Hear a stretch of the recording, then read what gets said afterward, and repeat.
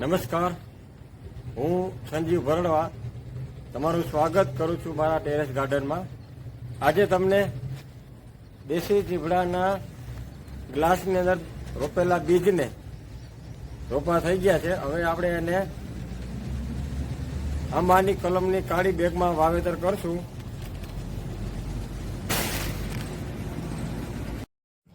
તમે જોઈ રહ્યા છો કાળી બેગની અંદર માટી, છાણિયું ખાતર મિક્સ કરી અને પછી આપણે એમાં વાવેતર કરવાનું છે.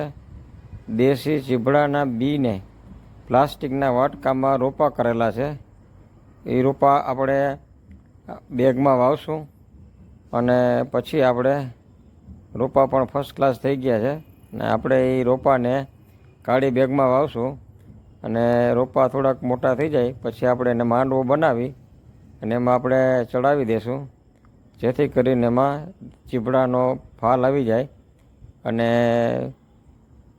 બધા જ મિત્રો થોડું ટેરેસ ગાર્ડન અવશ્ય કરજો અને બીજા મિત્રોને પણ સલાહ આપજો, જેથી કરીને ઘરમાં 100% ઓર્ગેનિક શાકભાજી મળે.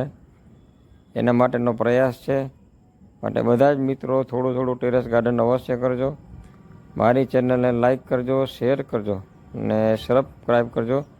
અન્ય મિત્રોને પણ મોકલજો, જેથી કરી બીજા પણ મિત્રો પોતાની ઘરે અગાસી પર થોડું ઘણું શાકભાજી અવશ્ય વાવે, જેથી કરીને ઘર પૂરતું બધું જ શાકભાજી એને ઘરે તાજું મળી જાય.